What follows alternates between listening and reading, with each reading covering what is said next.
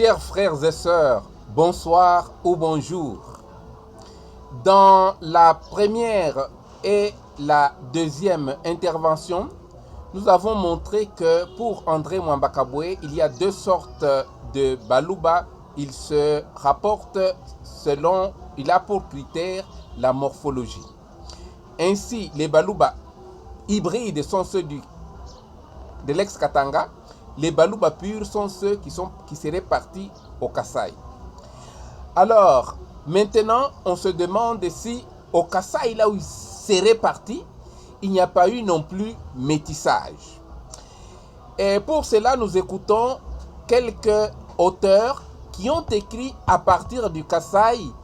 Le premier auteur, c'est le père Joseph Van Kerbergen, qui a écrit le livre intitulé « Origine des populations du Kasaï » aux éditions de l'archidiocèse de Kananga en 1990.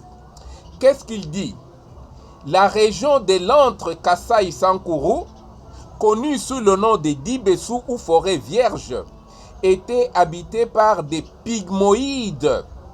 Mais plus tard, il y a eu l'immigration des peuples matriarcaux dans toute cette région, entre autres les Babindi, les Bakété, les Baloalois, qui seraient venus de l'ouest, c'est-à-dire du côté de Kwilu et du côté de Kwango.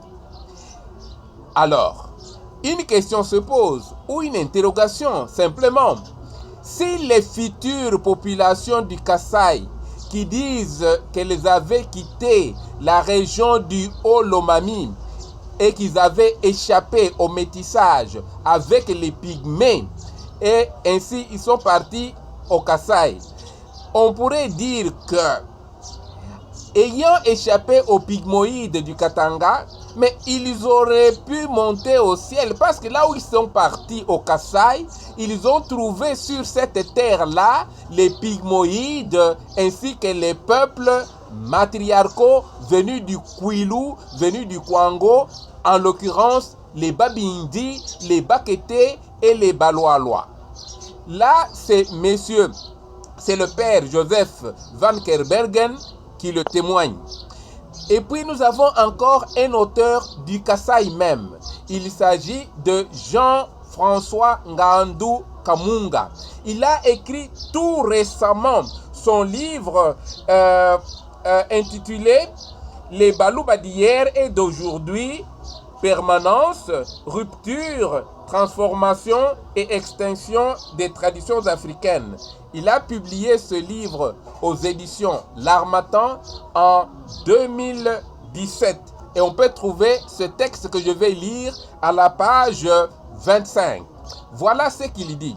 Qu'importe la façon de présenter ces migrations, ce qui est vrai, c'est que les Baluba sont partis d'Nsangalubangu au cours du XVIIe siècle. Cette période est attestée par Jean Vansina il est en 1965, quand il écrit que les territoires de Luluabour, les territoires de Chikapa, les territoires de Luebo et les territoires de Luiza étaient occupés jusque vers 1700 de notre ère par les Batois, les Tois qui sont les Pygmoïdes, et également par les Bakété.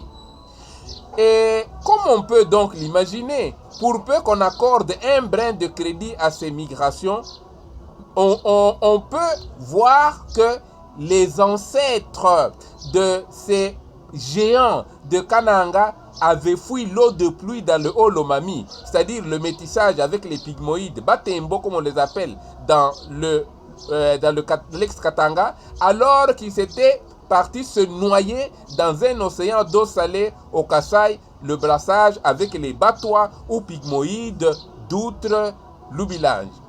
C'est ainsi que personne ne peut douter. Chimangamou Jani aussi dit que ces immigrés n'y trouvèrent pas que les Bakété, que les Babindi et les Baloalois. Ils y rencontrèrent également les Bambo qui avaient pénétré avant. C'est pour dire que ces soi-disant Bantou purs, ces soi-disant Baluba purs qui sont partis au Kasaï ils ont connu le brassage avec les peuples qu'ils ont trouvés sur place au Kasaï, dont les Bakété, dont les Baloalois, dont les Babindi et dont les Batois. Les Batois qui signifient les pygmées.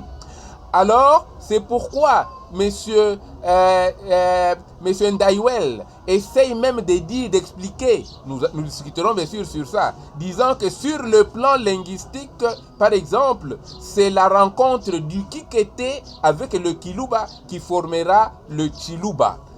Bon, à ses yeux, il croit que le mélange du Kiluba et du Chiluba et du Kikete a donné le Chiluba.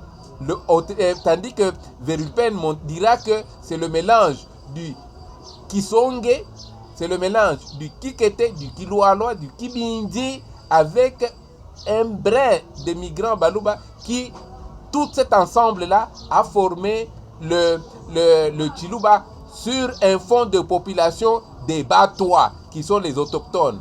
Donc les Batois, les Pygmées, les Pygmoïdes étaient des peuples autochtones, aussi bien au Katanga qu'au Kasaï, et qu'aucun peuple n'a échappé à la loi du métissage, de l'hybridisme. Mais une question quand même on peut se poser, la Lubilanchi, comme rivière, a-t-elle une potion magique qui fait que tous ceux qui la traversent et émigrent vers le Kasaï deviennent magiquement grands, gros, gras?